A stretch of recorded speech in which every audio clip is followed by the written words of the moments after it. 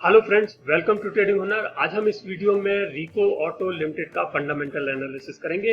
ये fundamental analysis हम FY20 का करेंगे, यानी जो साल मार्च 2020 में हुआ है हम उसका फंडामेंटल एनालिसिस यहाँ पर करने जा रहे हैं। ये पूरे एक साल का एनालिसिस होगा और इसके लिए हम पाइथागोरस की स्कोर की मदद लेंगे। पाइथागोरस की स्कोर में कुल 9 क्राइटेरिया होते हैं और कंपनी को उन्हें फुलफिल करने पर मैक्सिमम 9 पॉइंट्स मिल सकते हैं।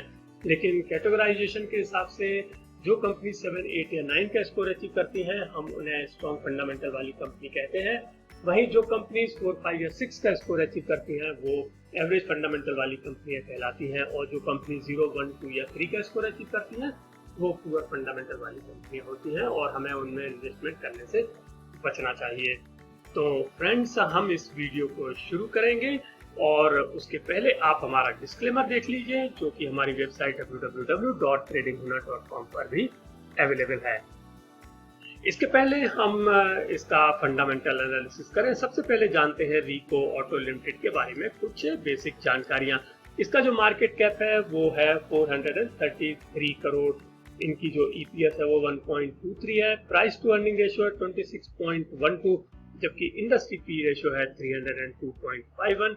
इनका जो बुक वैल्यू पर शेयर है वो 45.90 और प्राइस टू बुक लगभग 0.70 है। इनका डिविडेंड यील्ड 2.50 है और इनका जो फेस वैल्यू है वो है 1 रुपी। तो फ्रेंड्स, ये था कुछ बेसिक रिको ऑटो लिमिटेड के बारे में और अब हम शुरू करेंगे इसका फंडामेंटल एनालिसिस, जो कि हम 3 राउंड्स में कंप्लीट करने जा रहे हैं। हमारा जो सबसे पहला राउंड होगा वो होगा प्रॉफिटेबिलिटी का, दूसरा राउंड होगा लीवरेज का और तीसरा राउंड होगा ऑपरेशनल एफिशिएंसी का। तो आइए शुरुआत करते हैं अपने पहले राउंड से, जो कि है प्रॉफिटेबिलिटी का, जिसमें 4 क्राइटेरियाज हैं। देखते हैं वो कौन कौन से 4 क्राइटेरियाज हैं। ये रहे वो क्राइटेरियाज। इसमें सबसे पहला क्राइटेरिया है पॉजिटिव नेट इनकम। हमें ये देखना है कि क्या कंपनी की इनकम पॉजिटिव है या नहीं। यदि कंपनी की इनकम पॉजिटिव होगी तो हम कंपनी को 1 पॉइंट देंगे, अदरवाइज उसको 0 पॉइंट देंगे। तो यहाँ पर हम देख रहे हैं कि कंपनी का जो नेट प्रॉफिट है वो आया है 16 करोड़। तो ये एक पॉजिटिव फिगर है और इसलिए हम कंपनी को देते हैं यहाँ पर 1 पॉइंट।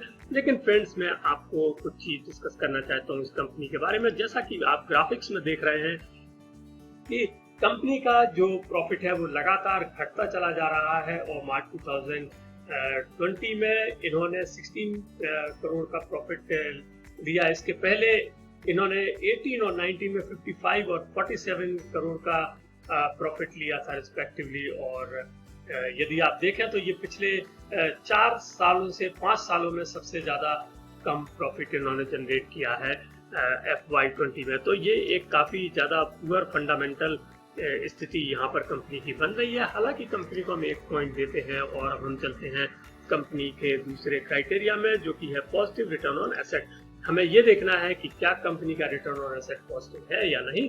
तो यहाँ पर हम देख रहे हैं, जैसा कि आप देख रहे हैं, पहला कॉलम है मार्च 2020 का और इसमें बॉटम लाइन है रिटर्न ऑन एसेट की, जो कि 1.16% आ रहा है। तो ये पॉजिटिव फिगर है और इसलिए हम कंपनी को देते हैं 1 और पॉइंट। और अब हम चलेंगे अपने तीसरे क्राइटेरिया में, जो कि है पॉजिटिव ऑपरेटिंग कैश फ्लो का। हमें देखना है कि कंपनी का जो ऑपरेटिंग कैश फ्लो है वो पॉजिटिव है या नहीं, और यदि ये पॉजिटिव होगा तो कंपनी को 1 पॉइंट मिलेगा, अदरवाइज 0 पॉइंट। तो यहाँ पर हम देख रहे हैं इनका जो ऑपरेटिंग कैश फ्लो है। आप यहाँ पर देखिएगा, सबसे पहला कॉलम आपको जो दिख रहा है लेफ्ट हैंड साइड में 119, ये एक्चुअली में लैक्स में है। जब हम इसको करोड़ में कन्वर्ट करते हैं तो ये हो जाएगा 1.19 करोड़। तो आप देखिएगा कि कितना कम इनका कैश फ्लो है और 1.19 करोड़ इनका करंट ईयर में कैश फ्लो जनरेट किया है। उसकी वजह आप देख सकते हैं यहाँ पर, जैसा कि आप देख रहे हैं, एबिटा एक प्रकार से इसका जो ऑपरेटिंग प्रॉफिट होता है। तो आप देखिएगा कि ये 113 करोड़ आया है FY20 में, जबकि इसके पहले वाली साल में 143 करोड़ था। तो ये एक काफी ज्यादा पुअर इसने अपना शो किया है इस साल में। और हम यहाँ पर कंपनी को 1 पॉइंट तो देंगे, लेकिन ये बहुत ही ज्यादा पुअर है और केवल 1 करोड़ के ऊपर इसको 1 पॉइंट मिला है। और अब हम चलेंगे चौथे क्राइटेरिया में, जो कि है cash flow from operations. Greater than net income, यानी हमें जो भी क्राइटेरिया नंबर 3 में हमने ऑपरेटिंग कैश फ्लो देखा था, हमें ये चेक करना कि क्या वो ऑपरेटिंग क्या वो नेट प्रॉफिट से ज्यादा है। यदि ये ज्यादा होगा तो कंपनी को 1 पॉइंट मिलेगा, अदरवाइज नहीं। तो अभी अभी हमने देखा था कि इनका जो कैश फ्लो फ्रॉम ऑपरेशंस था वो था 1.19 करोड़, जबकि करंट ईयर में इनकी जो नेट इनकम है वो 16 करोड़ है। तो यहाँ पर कंपनी को हम देंगे 0 पॉइंट। जैसा कि आप देखिएगा, ये रहा इनका cash flow from operation 1.19 crore और ये रहा इनका नेट प्रॉफिट 16 करोड़। तो यहाँ पर नेट प्रॉफिट ज्यादा है, इसलिए हम कंपनी को देते हैं यहाँ पर 0 पॉइंट और प्रॉफिटेबिलिटी में कंपनी को मिलते हैं 3 पॉइंट्स। हमारा पहला राउंड खत्म हुआ। पहले राउंड में कंपनी को मिलते हैं 3 पॉइंट्स और ओवरऑल स्कोर हो जाता है कंपनी का, वो हो जाता है 3।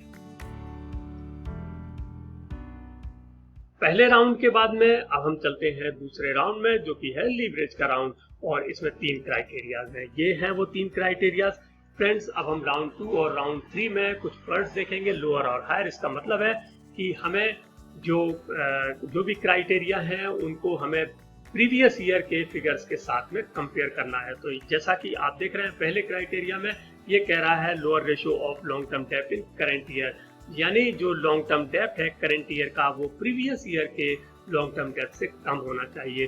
तो यहाँ पर हमको कंपैरिजन करना है।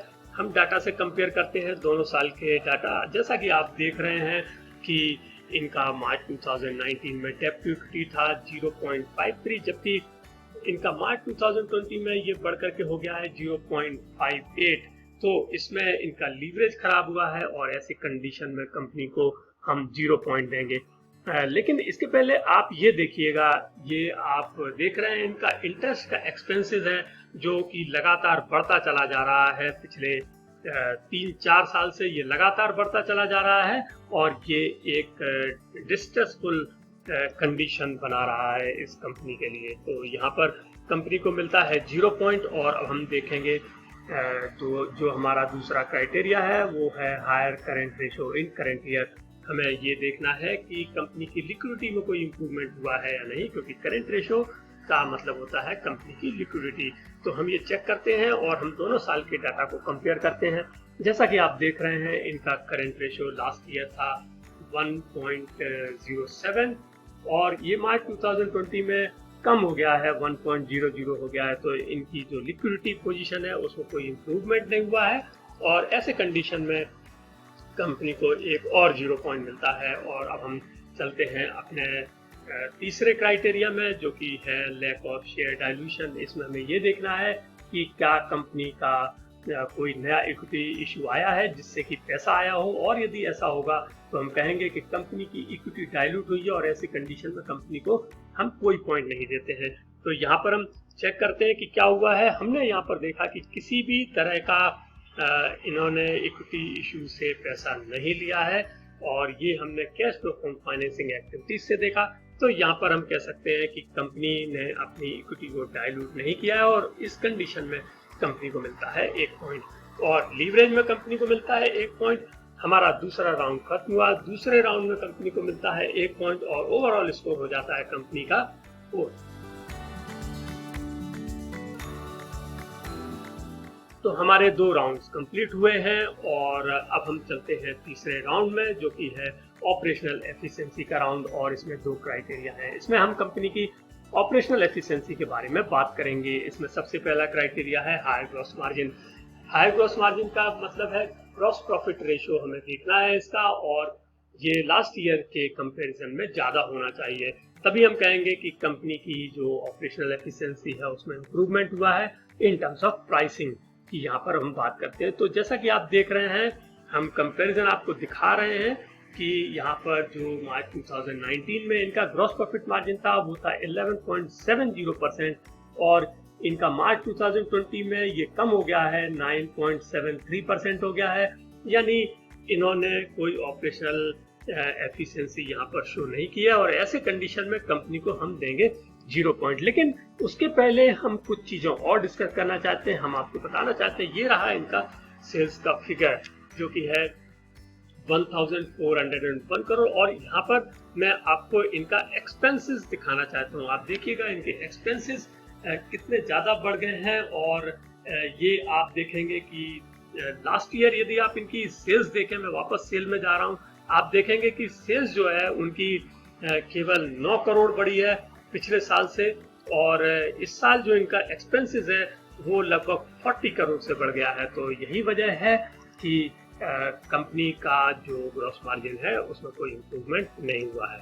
तो यहाँ पर कंपनी को मिलता है एक 0 पॉइंट। और अंत में जो कि हमारा 9वां क्राइटेरिया है, ये है हायर एसेट टर्नओवर रेशियो। हमें ये देखना है कि कंपनी ने अपने एसेट्स का कितना यूज किया है अपनी सेल्स को जनरेट करने के लिए। तो इसको हम एसेट टर्नओवर रेशियो के थ्रू जज करते हैं। तो हम टाटा को कंपेयर कर रहे हैं और हमने देखा कि लास्ट ईयर इनका जो एसेट टर्नओवर रेशियो था उनका 104.95 करोड़, जो कि मार्च 2020 में कम होकर के 98.09 करोड़ हो गया है, जो कि काफी ज्यादा कम है। और ऐसे कंडीशन में हम कंपनी को देते हैं एक और 0 पॉइंट। तो ऑपरेशनल एफिशिएंसी में कंपनी को मिलता है एक और 0 पॉइंट।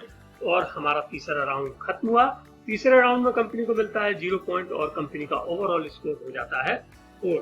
तो फ्रेंड्स, आपने देखा ये कैटेगराइजेशन के हिसाब से एक एवरेज फंडामेंटल वाली कंपनी है, लेकिन यदि हम इनका एक लीवरेज का पॉइंट हटा दें जिसमें कि इक्विटी डाइल्यूशन की बात की है, तो वहां पर उसको एक पॉइंट मिला है जिसमें इसने सिवाय इक्विटी डाइल्यूट करने के और कुछ नहीं किया है। तो यदि हम देखेंगे तो कंपनी एक 3 स्कोर वाली कंपनी आती है, यानी कि ये एक पुअर फंडामेंटल वाली कंपनी कहलाती है। और यह मैं आपको इसलिए और बता रहा हूं क्योंकि आप इनका जो ईपीएस है वो आप देख सकते हैं कि कितनी तेजी के साथ में और ये गिर रहा है। पिछले 5 साल में ये एक लोएस्ट लेवल पर आ गया है, इनका ईपीएस 1.23 आ गया है। तो फ्रेंड्स, ये था एक एनालिसिस रिको ऑटो लिमिटेड का। आपको ये एनालिसिस कैसा लगा, ये वीडियो कैसा लगा? यदि आपको अच्छा लगा हो तो प्लीज इसे लाइक कीजिएगा और अपने फ्रेंड्स में शेयर कीजिए। और यदि आपने अब तक हमारे चैनल को सब्सक्राइब नहीं किया तो प्लीज हमारे चैनल को सब्सक्राइब कीजिएगा और बेल आइकन को प्रेस कीजिए। Thank you.